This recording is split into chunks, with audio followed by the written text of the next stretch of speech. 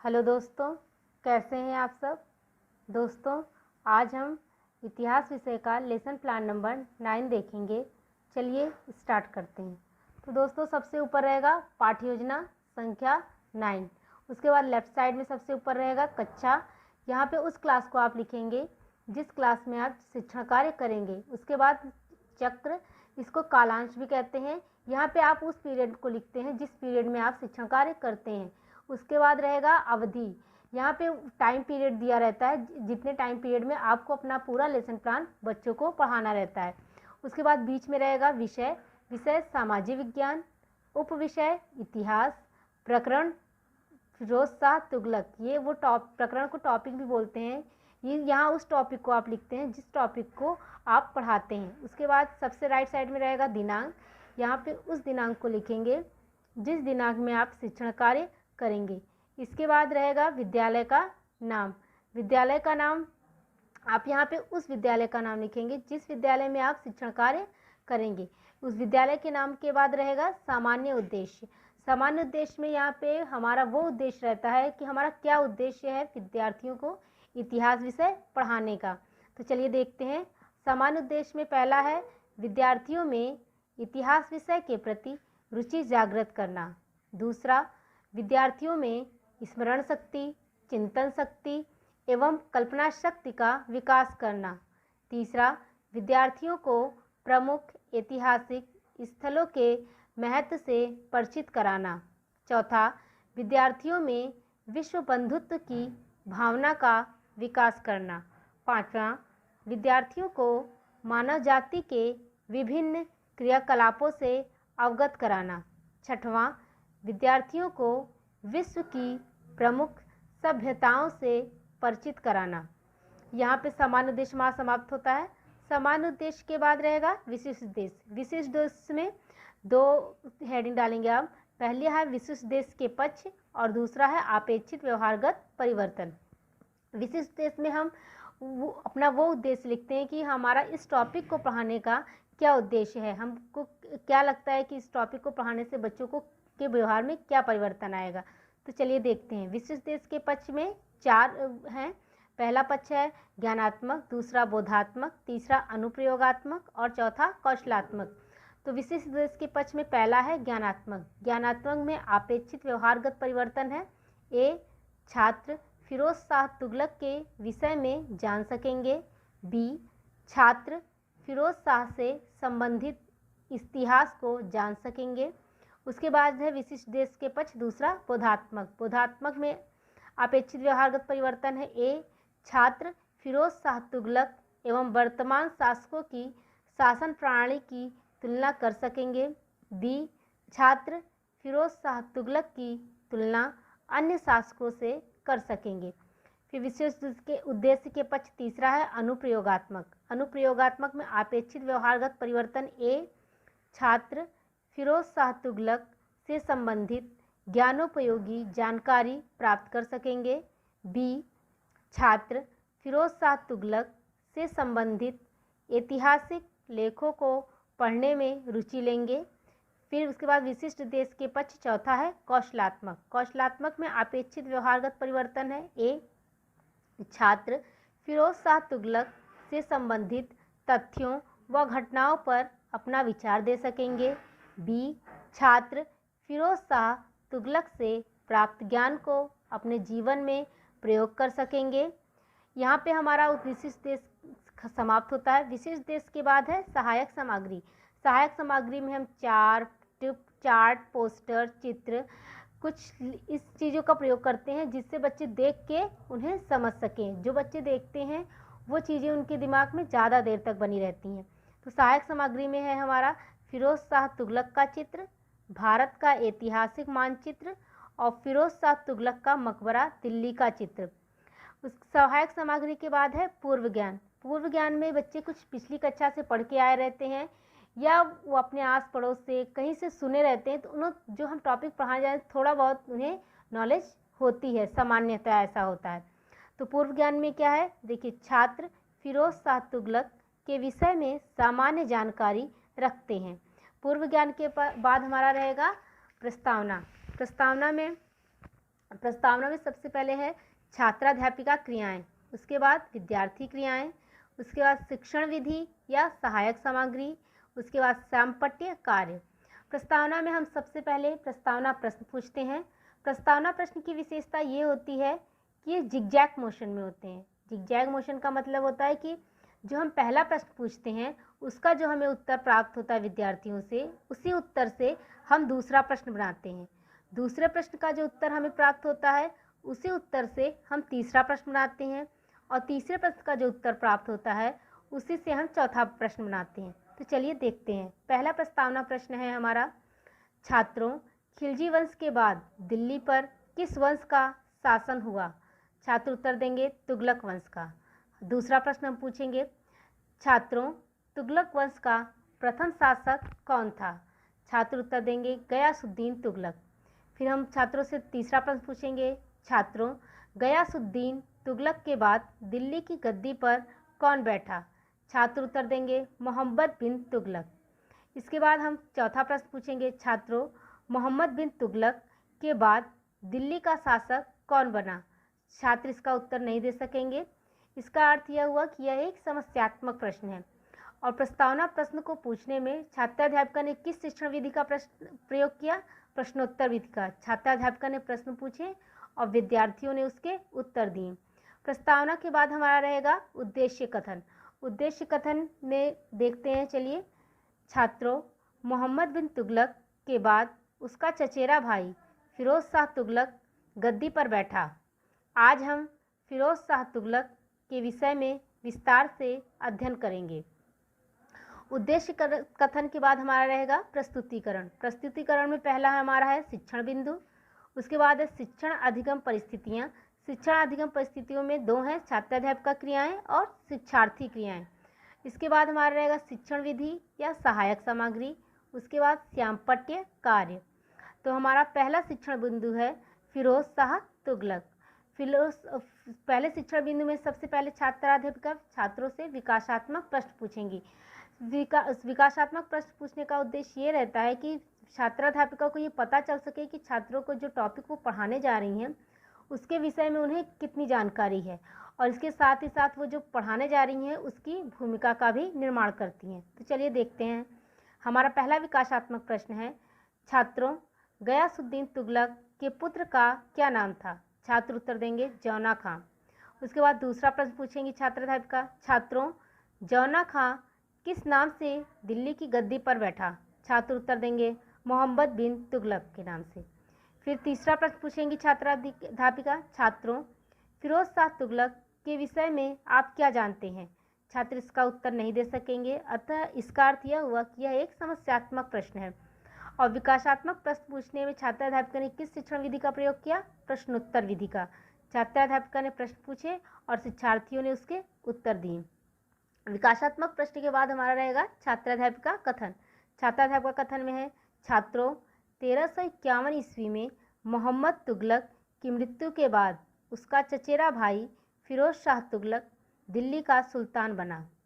मोहम्मद बिन तुगलक के समय से ही साम्राज्य के विभिन्न भागों में बार बार विद्रोह हो रहे थे, अतः गद्दी पर बैठते ही पहली समस्या यह थी कि कैसे विद्रोहों को शांत किया जाए और साम्राज्य को विघटन से बचाया जाए। इसके लिए फिरोज शाह ने अमीरों, सेना, उलेमा वर्ग को संतुष्ट करने का प्रयास किया और इस्लाम के नियमों के अनुसार राज्य का प्रशासन चलाया। सुल्तान ने साम्राज्य को बढ़ाने के लिए कोई सैनिक अभियान नहीं किया, केवल साम्राज्य की रक्षा के लिए आक्रमण किए। उसने उन्हीं प्रदेशों को अपने पास रखने की कोशिश की जिनका शासन केंद्र से आसानी से किया जा सकता था। उसका शासनकाल जन कल्याणकारी कार्यों के लिए प्रसिद्ध था। फिरोज शाह तुगलक ने स्वयं अपनी आत्मकथा फुतुहात-ए-फिरोजशाही की रचना की। फिरोज शाह ने अशोक के 2 स्तंभों को क्रमशः टोपरा, अंबाला हरियाणा तथा मेरठ उत्तर प्रदेश से दिल्ली मंगवाया और एक को राजमहल में तथा दूसरे को फिरोज़ाबाद मस्जिद फिरोज शाह कोटला दिल्ली के समीप लगवाया, जिसे पढ़ने में सफलता जेम्स प्रिसेप को मिली, जो कि ब्राह्मी लिपि में लिखी है। यहाँ पे हमारा छात्राध्याप का कथन समाप्त होता है। छात्राध्याप के कथन के बाद है शिक्षार्थी क्रियाएं। शिक्षार्थी क्रियाएं में लिखेंगे हम विद्यार्थी छात्राध्यापिका द्वारा दिए गए कथन को ध्यानपूर्वक सुनेंगे और समझेंगे। उसके बाद हम शिक्षण विधि में लिखेंगे व्याख्यान एवं कथन विधि। और श्यामपट्ट कार्य में लिखेंगे, पहला है हमारा श्यामपट्ट कार्य में फिरोज शाह तुगलक 1351 ईस्वी में दिल्ली का सुल्तान बना। दूसरा, फिरोज शाह तुगलक की आत्मकथा फुतुहात-ए-फिरोज शाही है। तीसरा, फिरोज शाह ने अशोक के 2 स्तंभों टोपरा व मेरठ को क्रमशः राजमहल व फिरोज़ाबाद मस्जिद के समीप लगवाया। उसके बाद हमारा चौथा है अशोक के स्तंभ, जो कि ब्राह्मी लिपि में लिखा है, को सबसे पहले जेम्स प्रिसेप ने पढ़ा। यहाँ पे हमारा पहला शिक्षण बिंदु समाप्त होता है। तो हमारा दूसरा शिक्षण बिंदु है फिरोज शाह तुगलक के लोकहित के कार्य। दूसरे शिक्षण बिंदु में सबसे पहले छात्राध्यापिका विद्यार्थियों से विकासात्मक प्रश्न पूछेंगी। तो हमारा पहला विकासात्मक प्रश्न है, छात्रों, मोहम्मद बिन तुगलक के चचेरे भाई का क्या नाम था? छात्र उत्तर देंगे फिरोज शाह तुगलक। हम दूसरा प्रश्न पूछेंगे छात्रों से विकासात्मक। पहला हमारा दूसरा प्रश्न है, छात्रों, फिरोज शाह तुगलक की आत्मकथा कौन सी है? छात्र उत्तर देंगे फुतुहात-ए-फिरोज शाही। तीसरा विकासात्मक प्रश्न है हमारा, छात्रों, क्या आप बता सकते हैं कि फिरोज शाह ने कौन कौन से जन कल्याण के कार्य किए? छात्र इसका उत्तर नहीं दे सकेंगे। इसका अर्थ यह हुआ कि यह एक समस्यात्मक प्रश्न है। और विकासात्मक प्रश्न को पूछने में छात्राध्यापिका ने किस विधि का प्रयोग किया? प्रश्नोत्तर विधि का। और विकासात्मक प्रश्न के बाद हमारा रहेगा छात्राध्यापिका कथन। छात्राध्यापिका कथन में देखिए, छात्रों, सिंचाई हेतु सुल्तान ने कई नहरों का निर्माण कराया, जैसे यमुना नहर, सतलज नहर आदि। इससे कृषि की उन्नति हुई। बंजर भूमि से प्राप्त धन को धार्मिक एवं शैक्षिक कार्यों में खर्च किया। सुल्तान ने जौनपुर, फिरोजपुर तथा फिरोज़ाबाद आदि नगर बसाए। उसने प्रजा के लिए सरायों, जलाशयों, बगीचों, अस्पतालों व पुलों का निर्माण व मरम्मत करवाई। दीवाने खैरात विभाग की स्थापना की, जिससे विधवाओं, अनाथों एवं लड़कियों के विवाह के लिए आर्थिक मदद दी जाती थी। सरकारी खर्च पर योग्य वैद्यों द्वारा औषधियाँ एवं भोजन दिए जाते थे। बेरोजगारों को नौकरी देने हेतु सुल्तान ने सर्वप्रथम एक रोजगार कार्यालय स्थापित किया। पूर्ववर्ती शासकों द्वारा दी जाने वाली कठोर यातनाओं को बंद किया। लोकहित के कार्यों के लिए फिरोज शाह तुगलक को याद किया जाता है। और यहाँ पे हमारा जो है छात्राध्याप का कथन समाप्त होता है। छात्राध्याप का कथन के बाद है शिक्षार्थी क्रियाएं। शिक्षार्थी क्रियाएं में हमारा है विद्यार्थी छात्राध्यापिका द्वारा दिए गए कथन को ध्यानपूर्वक सुनेंगे और समझेंगे। और हमारा शिक्षण विधि में है व्याख्यान एवं कथन विधि। इसके बाद है हमारा श्यामपट्ट कार्य। श्यामपट्ट कार्य में पहला है सिंचाई हेतु कई नहरों का निर्माण कराया, जैसे यमुना नहर, सतलज नहर आदि। इसके बाद है हमारा दूसरा श्यामपट्ट कार्य, फिरोज शाह ने जौनपुर, फिरोजपुर तथा फिरोज़ाबाद आदि नगर बसाए। तीसरा है फिरोज शाह ने दीवाने खैरात विभाग की स्थापना की। फिरोज शाह पहला ऐसा शासक था जिसने बेरोजगारों के लिए रोजगार कार्यालय स्थापित किया। यहाँ पे ही हमारा प्रस्तुतिकरण समाप्त होता है। प्रस्तुतिकरण के बाद रहेगा बोधात्मक प्रश्न। बोधात्मक प्रश्न पूछने का हमारा उद्देश्य ये होता है कि हमें ये ज्ञान हो सके कि छात्रों ने जो हमने पढ़ाया उनको उसका कितना ज्ञान हुआ है। चलिए देखते हैं बोधात्मक प्रश्न। बोधात्मक प्रश्न में पहला प्रश्न है, छात्रों फिरोज शाह तुगलक कब दिल्ली की गद्दी पर बैठा? छात्र उत्तर देंगे 1351 ईस्वी में। हमारा दूसरा बोधात्मक प्रश्न है, छात्रों अशोक के स्तंभ को पढ़ने में सर्वप्रथम किसे सफलता मिली? छात्र उत्तर देंगे जेम्स प्रिसेप को। हमारा तीसरा बोधात्मक प्रश्न है, छात्रों फिरोज शाह ने कौन सी नहरें बनवाई? छात्र उत्तर देंगे यमुना नहर, सतलज नहर। चौथा प्रश्न है हमारा, छात्रों फिरोज शाह तुगलक की आत्मकथा का क्या नाम है? छात्र उत्तर देंगे फुतुहात-ए-फिरोज शाही। पांचवा प्रश्न है हमारा, छात्रों फिरोज शाह तुगलक ने किसके नियमों के आधार पर राज्य का प्रशासन चलाया? छात्र उत्तर देंगे इस्लाम के नियमों पर। यहाँ पे हमारा बोधात्मक प्रश्न खत्म होता है।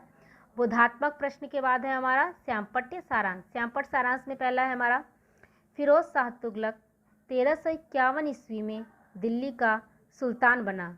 दूसरा प्रश्न है, दूसरा श्यामपट्ट सारांश है, फिरोज शाह तुगलक की आत्मकथा फुतुहात-ए-फिरोज शाही है। तीसरा है, फिरोज शाह ने अशोक के 2 स्तंभों टोपरा व मेरठ को क्रमशः राजमहल व फिरोजाबाद मस्जिद के समीप लगवाया। चौथा है, अशोक स्तंभ जो कि ब्राह्मी लिपि में लिखा है को पढ़ने में सबसे पहले जेम्स प्रिसेप को सफलता मिली। पांचवा है, सिंचाई हेतु कई नहरों का निर्माण कराया, जैसे यमुना नहर, सतलज नहर आदि। छठवां है, फिरोज शाह ने जौनपुर, फिरोजपुर तथा फिरोजाबाद आदि नगर बसाए। सातवां है, फिरोज शाह ने दीवाने खैरात विभाग की स्थापना की। आठवां है, फिरोज शाह पहला ऐसा शासक था जिसने बेरोजगारों के लिए रोजगार कार्यालय स्थापित किया। और श्यामपट्ट सारांश के बाद हमारा रहेगा निरीक्षण कार्य। निरीक्षण कार्य में है, छात्राध्यापिका विद्यार्थियों से श्यामपट्ट सारांश पुस्तिका पर लिखने का निर्देश देकर स्वयं कक्षा का निरीक्षण करेंगी। इसके बाद निरीक्षण कार्य के बाद हमारा रहेगा पुनरावृत्ति प्रश्न। पुनरावृत्ति प्रश्न में हमारा पहला प्रश्न है, छात्रों बेरोजगारों को नौकरी देने के लिए सुल्तान ने कौन सा कार्यालय स्थापित किया? दूसरा प्रश्न है, छात्रों फिरोज शाह ने कौन कौन से नगर बसाए? तीसरा प्रश्न है, छात्रों ज़रूरतमंदों की मदद के लिए फिरोज शाह ने किस विभाग की स्थापना की? चौथा प्रश्न है हमारा, छात्रों फिरोज शाह तुगलक के शासन को किस लिए याद किया जाता है? पुनरावृत्ति प्रश्न के बाद छात्राध्यापिका छात्रों को गृह कार्य देंगी। गृह कार्य में पहला प्रश्न है हमारा, फिरोज शाह तुगलक ने प्रजाहित के लिए कौन कौन से कार्य किए? दूसरा, गद्दी पर बैठते समय फिरोज शाह तुगलक को किन समस्याओं का सामना करना पड़ा? तीसरा प्रश्न है, फिरोज शाह तुगलक ने अशोक के कौन कौन से स्तंभ को कहाँ कहाँ स्थापित किया? दोस्तों, इसी के साथ हमारा लेसन प्लान नंबर 9 समाप्त होता है। धन्यवाद।